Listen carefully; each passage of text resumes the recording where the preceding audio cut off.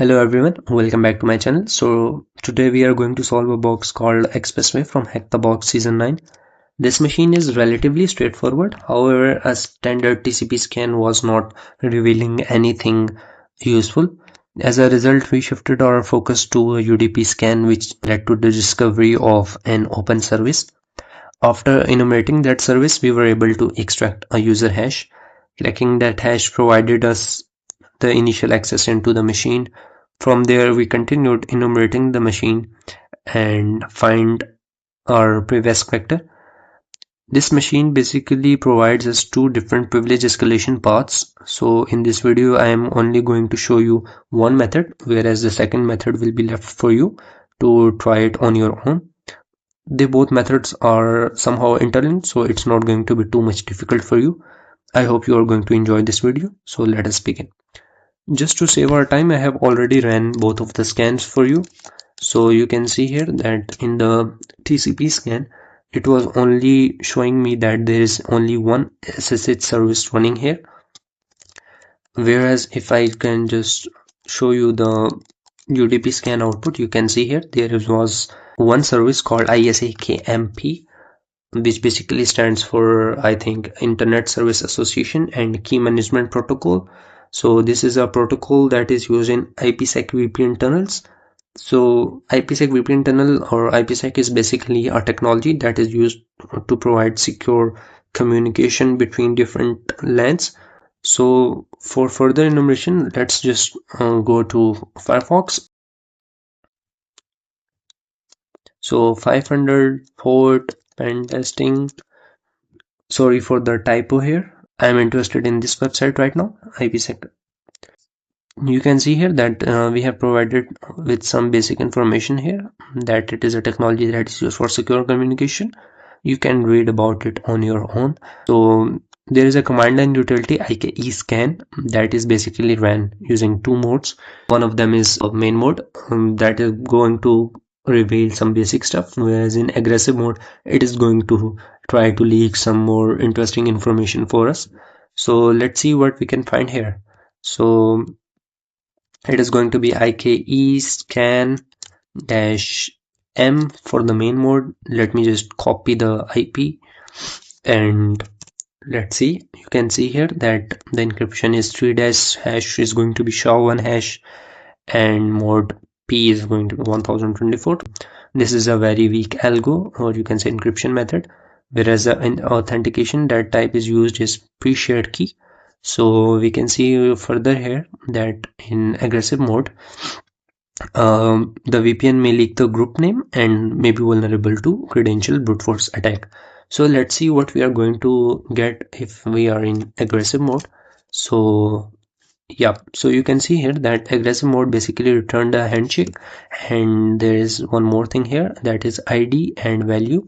So basically it is revealing the username also. In aggressive mode, it returns a pre-shared key hash. So we are just going to try to grab that hash. So it is going to be through this flag. It is --psk crack. So it is going to help us to grab that hash and save it into a file called hash.txt. So I think it worked successfully. So let me just clear the screen and cat that out. You can see here that I was able to retrieve the hash. And while I just go back to the Firefox, you can see here that if I found a hash, then we can crack it using psk crack. Okay, so in psk-crack is a command line utility. You can just look for its help menu, and right now I'm interested in its -d. So I'm just going to mention here that user share word list and then rockU.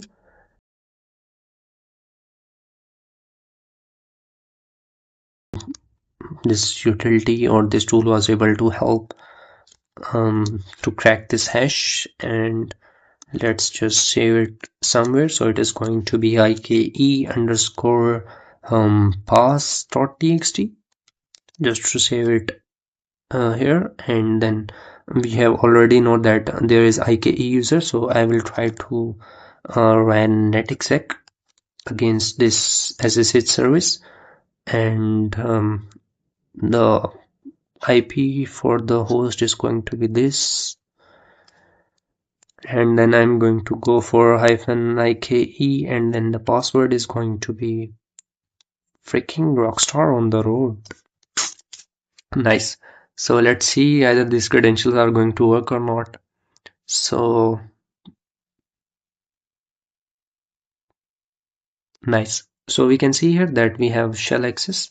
So let's just try to get access using this user here. So it is going to be this, and then it is going to ask for password. Yes. Okay, so we are successfully logged in here, and you can just grab your user.txt here.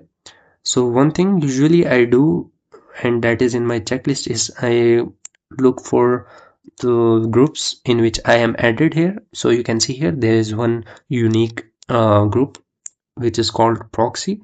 So I think it is going to be very helpful for us. Whereas one other thing that I usually do is look for SUID bits, I look for some kernel exploits and some other things, but right now I am interested in this group right now. So what I'm going to do, I am going to look for every file which is readable by proxy group members, and whatever error I'm going to face while searching that file is going to be in the trash. And these are those files in which I can easily, you can say, read and access and execute those files. So right now I'm interested in access.log because we can see here that who has access to service. So let's see.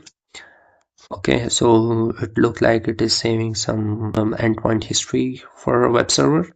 So okay, so let's see what is going to be helpful for us. Okay, so you can see here that there is a host here which we haven't found in previous enumeration. So offramp.expressway.htb. Okay, so I think it is going to be helpful for us in the future. Let's see what is here. It is going to be sudo -idle and then the password. And okay, so I think I just pasted the wrong password.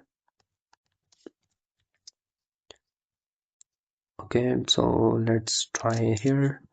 And the error which we got is not the default error, because by default when the user is not able to run sudo, the error is going to be that user is not in sudo's files, whereas this error is a custom error message, so we should just definitely look for it.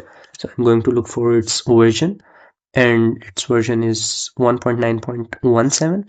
so let's see if there is something for us, and there's an exploit. Okay, so you can see here that there are two exploits available for us. Right now I'm interested in the host option one, but as I already told you that there are two methods. So the other method is using chroot, which you can just definitely do it by yourself, or change root. So you can see here that executing a sudo with the host option, it basically help us to like run it and get privilege escalation. So you can see here that there are different options we can run here, but right now I'm interested here that sudo and then the host option, which we have already seen in our log file, and then -i to get interactive shell. So that's basically what we are going to do here. So let me just copy the host name here and then run sudo and then the host option and then -i for interactive shell, and you can see here that we got the root access, and you can just copy the root.txt and submit it. I hope you just enjoyed this video and it was very beneficial for you. Thank you for watching this whole video. Bye.